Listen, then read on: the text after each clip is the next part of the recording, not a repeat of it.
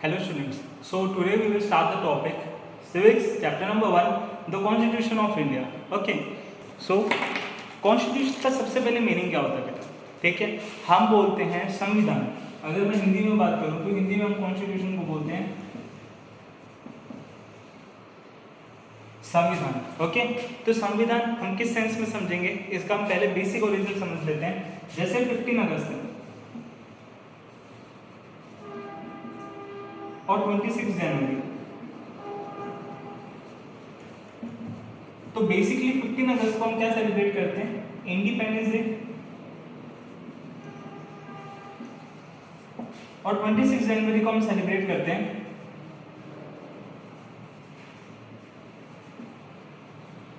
Republic day. Okay, तो 15 अगस्त को independence day, 26 जनवरी को रिपब्लिक डे. इंडिपेंडेंस डे हमें पता है 1947 में हम आज़ाद हुए थे 15 अगस्त को, तो इसलिए हम इंडिपेंडेंस डे सेलिब्रेट करते हैं. और बेसिकली जो 26 जनवरी है उस पर हम रिपब्लिक डे सेलिब्रेट करते हैं. किस लिए? क्योंकि इस दिन हमारा कॉन्स्टिट्यूशन लागू हुआ था. ठीक है, गणतंत्र दिवस जो हम मनाते हैं रिपब्लिक डे, इस दिन हमारा कॉन्स्टिट्यूशन इंडिया में लागू हुआ था, इसलिए हम ये गणतंत्र दिवस यानी कि रिपब्लिक डे सेलिब्रेट करते हैं बेसिकली. अब कॉन्स्टिट्यूशन होता क्या? कॉन्स्टिट्यूशन का मीनिंग है ये एक तरह की बुक है. It is a book which contain some set of rules. हमारा जो कॉन्स्टिट्यूशन है वो एक तरह की बुक है जिसमें कुछ रूल्स के सेट हैं. ठीक है, यानी उसमें कुछ रूल्स हैं पर्टिकुलरली, तो वो हमने यहाँ पे पढ़ने होते हैं कि कॉन्स्टिट्यूशन में क्या क्या रूल्स हैं. अब ये रूल्स किसके लिए हैं? हम लोगों के लिए, जो भी इंडिया के सिटीजन्स हैं, चाहे वो प्राइम मिनिस्टर्स हों, मिनिस्टर्स हों, ठीक है, प्रेसिडेंट हों, पुलिस ऑफिसर्स हो, अदर ऑफिसर्स हो, कलेक्टर्स हो, हम नॉर्मल पीपल हैं, सबके लिए रूल एप्लीकेबल है, इक्वली एप्लीकेबल है सबके लिए रूल. तो हम इन्हीं रूल्स को यहाँ पे इस चैप्टर में पढ़ेंगे. ठीक है, कि बेसिकली रूल्स किस तरह से मदद करते हैं, कॉन्स्टिट्यूशन को क्यों अप्लाई किया गया था, क्यों लागू किया गया था यहाँ पे. तो देखते हैं पहले, हम जब 1947 में इंडिपेंडेंट हुए थे यानी आज़ाद हुए थे, तो उसके 2 years 11 months एंड 18 days, ये एक पर्टिकुलर टाइम पीरियड है जिसके बाद कॉन्स्टिट्यूशन लागू हुआ था. यानी कॉन्स्टिट्यूशन को बनने में 2 years 11 months एंड 18 days लगे. ठीक है, तो इतना टाइम लगा. बहुत सारे लोगों का ग्रुप बैठा था. ठीक है, तो उन सब जैसे डॉक्टर बी आर अम्बेडकर और इस तरह के जो हमारे प्रोमिनेंट लीडर्स हैं, उन सब ने मिलकर कॉन्स्टिट्यूशन फ्रेम किया था. कॉन्स्टिट्यूशन बेसिकली हमारा 1951 में लागू किया गया था. ओके, तो इसके आगे हम फर्दर पढ़ते हैं.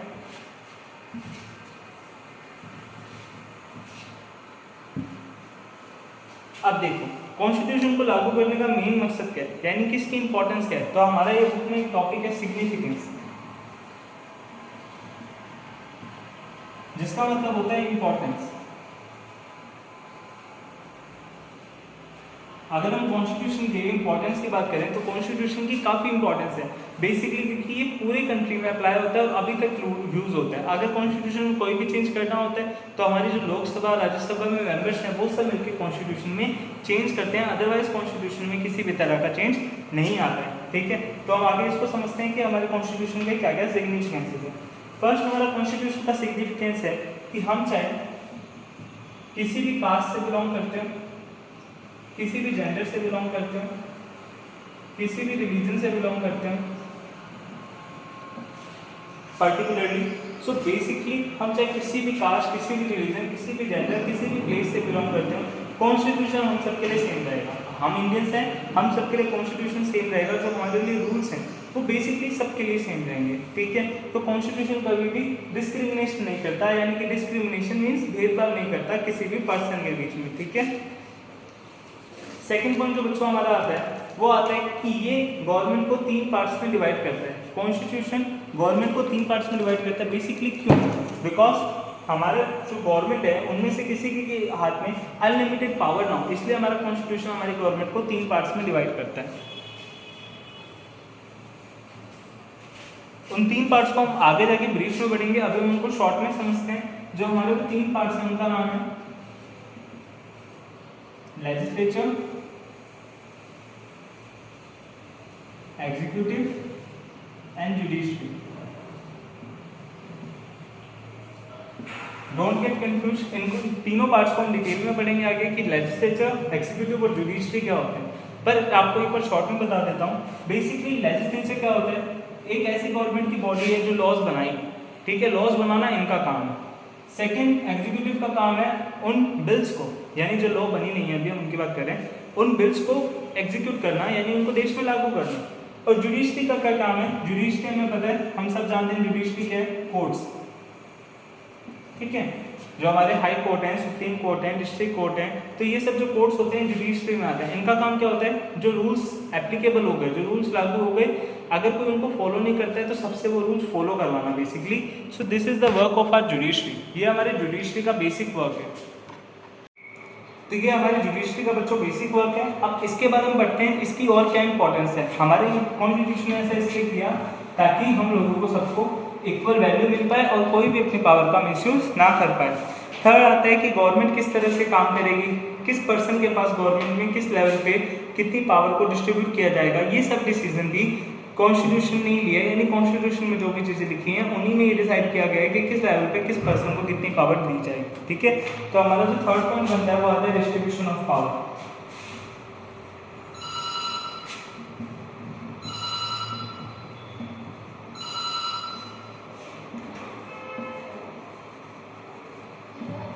ठीक है, हमारा थर्ड पॉइंट बनता है डिस्ट्रीब्यूशन ऑफ पावर। इसके बाद हम फर्दर पढ़ते हैं। द नेक्स्ट पॉइंट इज, अब माइनॉरिटी कम्युनिटीज को भी इक्वल राइट दिया जाता है। माइनॉरिटी कम्युनिटीज क्या होती हैं,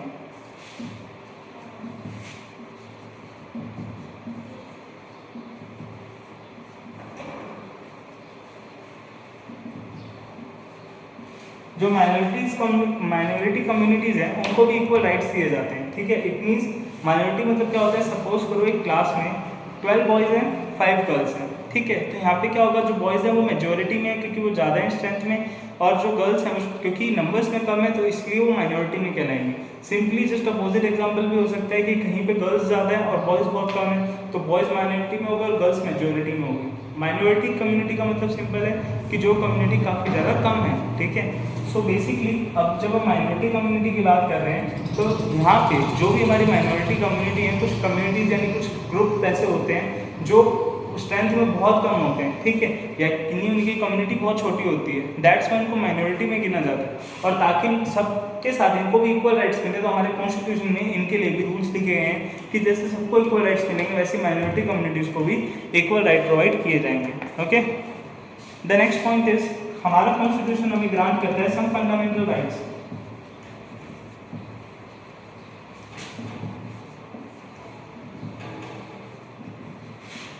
हमारा कॉन्स्टिट्यूशन हमें कुछ फंडामेंटल राइट्स ग्रांट करता है।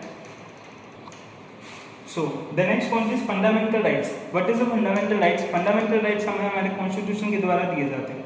तो बेसिकली जब हमारा कॉन्स्टिट्यूशन हमें फंडामेंटल राइट्स ग्रांट करता है, दैट मीन्स कि कुछ ऐसे राइट्स हैं जो हम सबके लिए एप्लीकेबल है और वो हमें नॉर्मल जो लाइफ लिविंग के लिए जो राइट ज़रूरी है वो हमें ग्रांट करते हैं। जैसे राइट टू स्पीक, कि अगर हम कुछ बोलना चाहते हैं, कुछ एक्सप्रेस करना चाहते हैं तो वो हम एक्सप्रेस कर सकते हैं, ठीक है।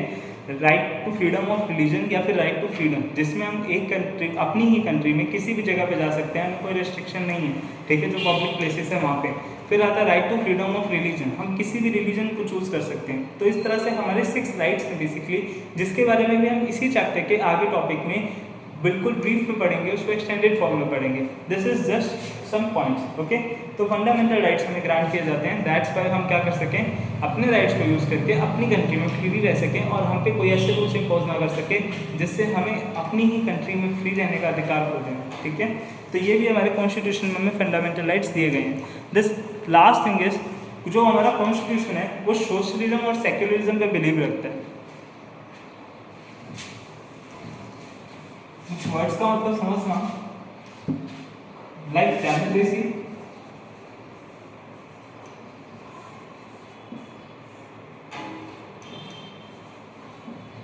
And secularism. डेमोक्रेसी का मीनिंग होता है कि बेसिकली हम अपनी गवर्नमेंट को चुनते हैं, हम वोटिंग करते हैं, ठीक है, 18+ जो भी पर्सन है, और वो गवर्नमेंट हमारे लिए वर्क करती है, हमारे वेलफेयर के लिए वर्क करती है, that is called democratic government.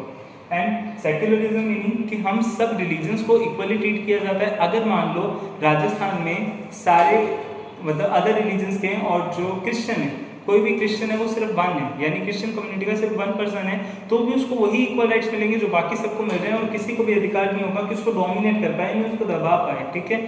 तो this is called the secularism. तो हमारे इंडिया में डेमोक्रेसी, सेक्युलरिज्म, सोशलिज्म इस तरह के टर्म्स को भी मानते हैं। किस कारण? क्योंकि हमारे कॉन्स्टिट्यूशन से हमने ये टर्म्स अडॉप्ट किए। So we will continue the topic the next day. Okay.